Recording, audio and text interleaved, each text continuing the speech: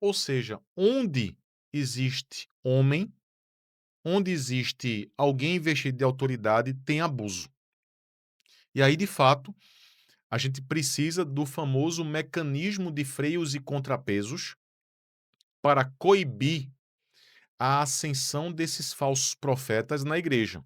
Porque entenda uma coisa: o que mais vamos observar são psicopatas, sociopatas e narcisistas querendo ascender ao poder. Então, se a igreja, de maneira geral, católica, evangélica, etc., Uhum. não é? Espírita, tudo mais. Se essas pessoas, esse grupo, ele não se vale de mecanismos para refrear a ascensão desses psicopatas, dos falsos profetas e por aí vai, certo? Aqueles que querem buscar o poder obstinadamente, entendeu? A gente vai ter, de fato, organizações religiosas extremamente maléficas. É. O que você falou aí,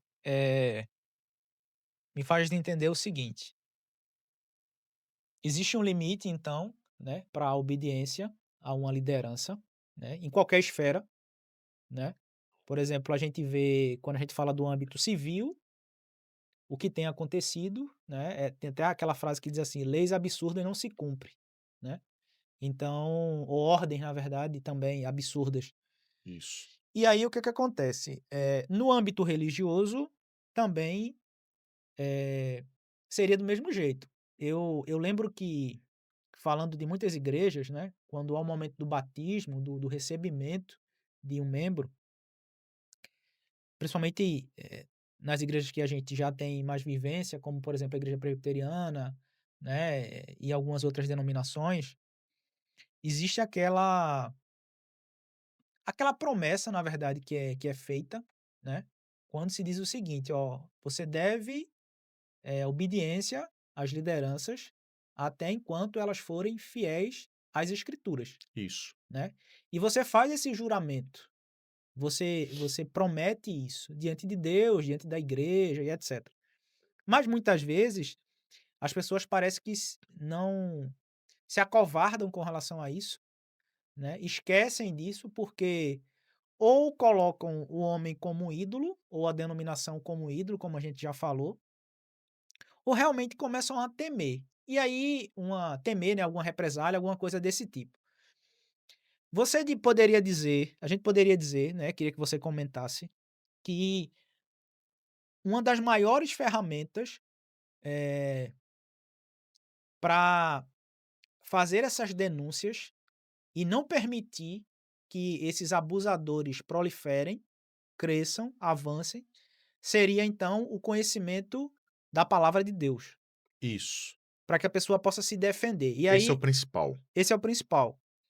O outro ponto, eu queria que você comentasse também, era o seguinte: eu eu escutava muito um psicanalista chamado Flávio Gicovati, não sei se você lembra dele. Não é da minha época, não. É não, né?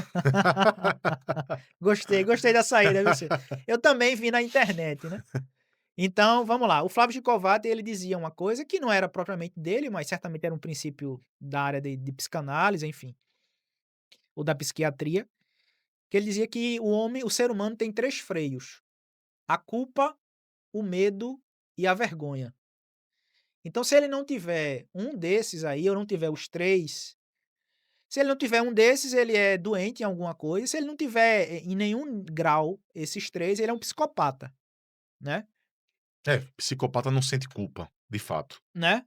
E aí o que é que acontece? Será que isso também esse fato essa questão de não ter medo ou não ter culpa, não ter vergonha, por exemplo, falando de psicopatia, de não ter medo, não ter culpa, é só você lembrar essa briga aí que tá acontecendo, né, no STF, saindo já um pouco do aspecto, religioso, né, mas falando das questões políticas, jurídicas, enfim, desse enfrentamento ou dessa tentativa de enfrentamento que já virou algo, assim, maluco, né, demonstrando uma psicopatia realmente de quem está querendo vencer essa guerra sem ter condições nenhuma de vencer.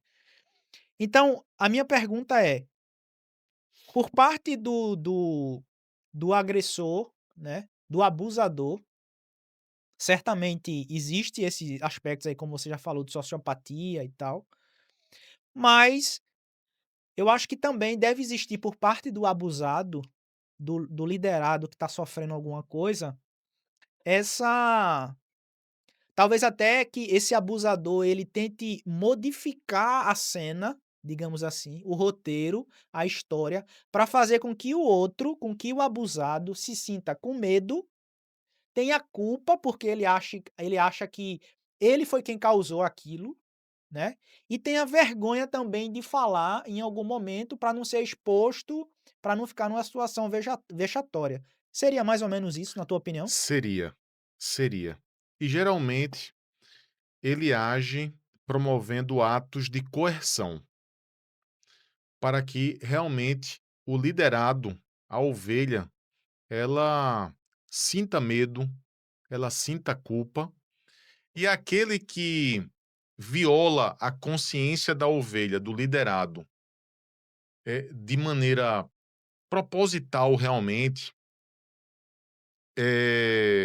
essa pessoa ela parte daquela tática do acuse-os daquilo que você faz. É uma completa inversão de jogo. Você Ah, inverte realmente o jogo, não é?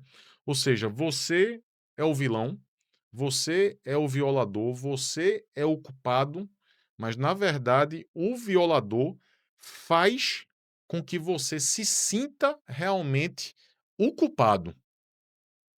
Então, essa realmente tem sido uma estratégia adotada por esses líderes abusadores.